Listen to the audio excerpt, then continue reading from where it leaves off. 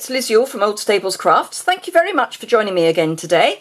I'm a UK-based independent Stampin' Up! Demonstrator. Today's project is this little box, which, as you can see, is not one's normal shape. I've used some of the new in colour. This was Rococo Rose. I'm going to do terracotta tile this time. So I've already prepared my little bits of ribbon, because we've got this lovely linen scalloped edged ribbon, and because of the linen I went with Sahara sand as my base. So I'm using the stamp set Parcels and Petals, and I'm going to be using the same sentiment, birthday cheer to you all year, which is die cut using the matching Perfect Parcels dies. This is a great little set. Particularly if you're not that confident in making boxes, because it's got a die to make a box, which is fantastic. If you search on my website for the Petals and Parcels stamp set, you will find tutorials, certainly a tutorial, using the dies, and there's a video that goes with it. So, remember, it's new in the catalogue this year. That means you get the bundle discount, so 10% if you buy it whilst the catalogue is live. Even if it carries over, you won't get the bundle price if it carries into the new catalogue. So I'm going to start by stamping, and for once I've got metric measurements. Who knew? Okay, so terracotta tile, I'm using the same stamp, and I particularly chose a random, doesn't really matter where you stamp it, stamp, because the box is pretty random, because it's got triangular sides. So I didn't want anything that had a definite kind of up, down, you know, you've got to have it in the right place. It's got to fit the middle of a square sort of stamp. So I'm literally just inking up my stamp and filling the space. I will make sure that I've pretty much filled the whole thing, although it doesn't really matter if you miss a bit top and bottom, because other than the very top, we're not seeing much of the top or the bottom. But I will make sure that you can see stamping everywhere, so that I have everywhere to start from. I've die cut the sentiment die as well, so while I've got my ink out, I'm just going to stamp kind of in the middle of that, make sure it's properly inked, and stamp, and there we are. It's almost straight. Might try the other side, see if I can get a better straight, and then I'll pick which one is the least crooked. Probably that one. Okay, now of course you could stamp it and then die cut it, which might be easier, but I was trying to save time for you guys by doing it the other way around. Okay, grab my Simply Scored and my piece of card and my scrappy notes, and with the 6.5, I didn't tell you how big the card was, so it's 6.5 by 8.5, or 21 by 16.5 centimetres. You don't need to write anything down, it will be on my blog, which is below, so don't worry. My blog isn't below, there's a link to my blog below. So with the shortest at the top, you need to score at 2, 4 and 6, which in metric is 5, 10 and 15. Turn it so that you've got this narrow score at the top, and we're now going to put in some partial scores. So we're only going to go down to the 2.5 inch mark, and we're going to score at that's not right. We're going to score at, oh no, it is right, I can't read my own instructions, to the 2.5 inch mark. We're going to score at 2, 4 and 2, 4 and 6, and then we're only going to mark 8. Okay, then spin it through 180 degrees and score to the 2-inch mark at 1.5, 3.5, 5.5, and 7.5, and mark at half. So let's go back. With your 1/2 inch at the top, you're scoring at 2, 4, 6, mark at 8. Metric will be 5, 10, 15, mark at 20. Spin through 180 degrees and score at, just down to the first score line, 1.5, 3.5, 5.5, 7.5, mark at 8. Metric, you're going to score at 3.5. That doesn't look right. Let me just find my ruler, preferably a metric one. No, that is right. So you're going to score at 3.5, 8.5, 13.5, and mark at 18.5. She's going to check. 3.5, 8.5, 13.5, 18.5, mark at 20. Let me just correct that on my instructions. So 3.5, mark at 20.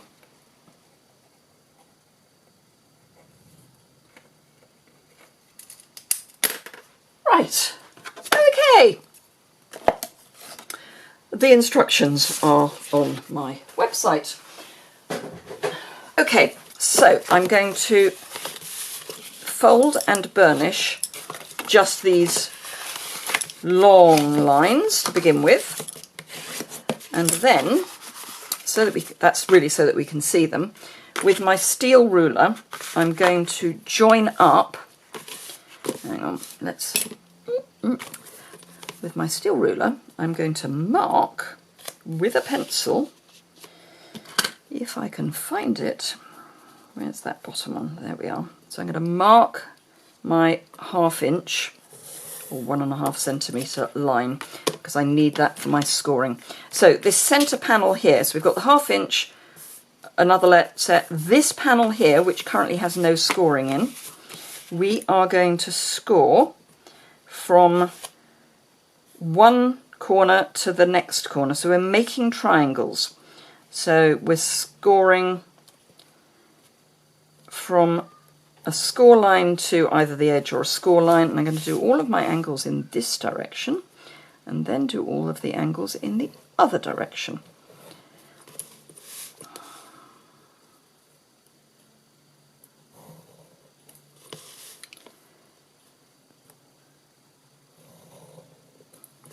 And then coming the other way, you're going from there to your drawn line, and then repeat on all of the other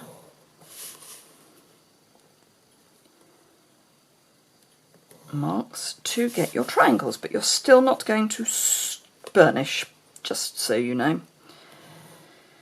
Okay, hopefully you can see better from the back.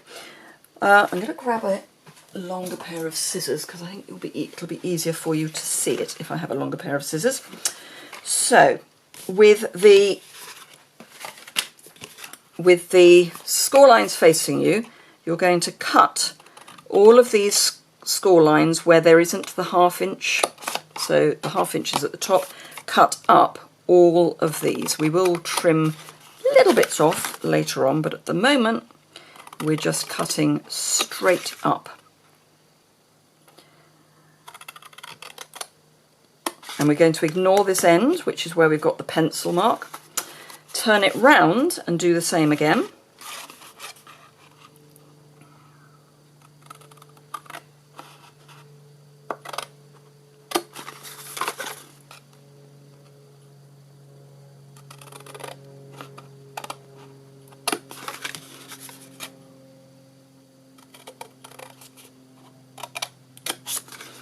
Okay, this side is going to be our top. This flap here is going to be our top. So that one we're going to keep. This one we're going to trim. This one we're going to get rid of. And this one we're going to trim. And then we're going to get rid of the bit from there to where our pencil mark is. Okay, so we've got that shape. We are not going to do anything with this yet. We are going to trim more off this, but for the moment we're going to leave that as it is. I am going to round the corner of my lid purely because it's a nice finish. You don't have to do this, you can just wedge your ends instead, but I have a corner rounder, so I'm going to use it. Okay, so let's switch to smaller scissors again because that will be easier. So we're going to do a little wedge there and a little wedge there. So those are going to be the flaps that hold the lid in place. And then what you will find, she says, grabbing hers, so this is what's going to make the seam. So the seam is here. We are going to ultimately need to trim some of these down, but it's much easier once you've got the box made. So to make your box up, you need to, at this point you can burnish your score lines, your diagonal score lines.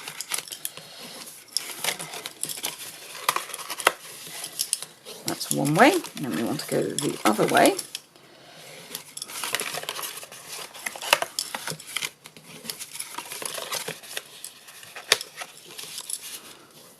Okay. You want to pop, so you're going to line up this cut edge with the mark to here. And what we need to do needs to be kind of okay-ish, but not exactly accurate at this point. We need to trim this so that it lines up with the score mark underneath, which I haven't scored, which is, I mean, I've scored it, I haven't burnished it. It'd be helpful if I burnished it, wouldn't it? So because this has got to go into that score line, you need to trim this down to fit under that score line, but it's easier to do it from the top. So can you see I've just got this little gap here? You see that? So tear and tape, and I am going to pop it down on here and then cut it so that it finishes exactly on that edge, because we want the adhesive bit to be right into that corner. Then you can get yourself a rubber and rub out that line you've put in. If you've only drawn it gently and you've got a decent rubber, it will be fine. Then grab, you'll take a pick and just peel off the backing and line up. Again, you need to know where your mark is. You can feel it, and you can also see where the tape is. So you want to line it up so it's even at the bottom, and then just bring it so that you've got that along your sticky strip. Okay, and then I like to just make sure that's okay from the inside, particularly at the top. If you now close the top of your box, it gives the whole thing a bit more rigidity, which means that you'll find it easier to do the bottom. So this is definitely wants to be hidden. And then I would say this is going to be your front. So what I like to do is just make sure that that is going to be square, And then fold these in, make sure that they're not going to be doing anything you don't want them to do, like stick out at a nasty angle. And assuming that's all right, you don't need to trim anything off. And by some miracle, even though the camera's running, it's worked. So just a bit of glue on each of these, just so that everything stays in place. Concentrate on the open edge. And then again, this has obviously got open edges all the way around, other than there. So we'll concentrate on those. Hold that in place. Open up our box again. Give it a bit of a wiggle round.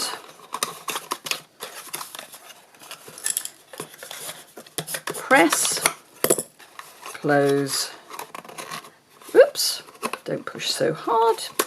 Press, close. That's not quite sitting where I want it.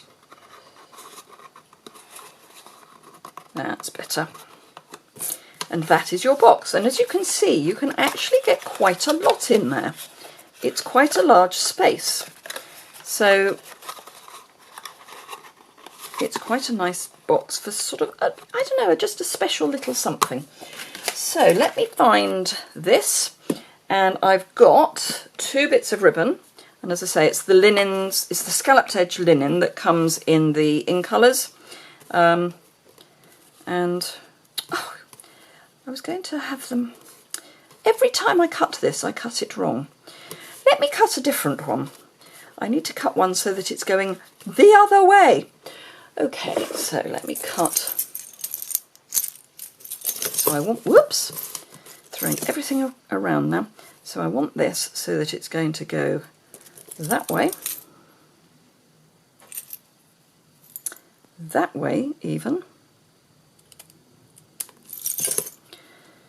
So if I line it up with that, that's what I want. That's what I need. See, I make the mistake so you don't have to.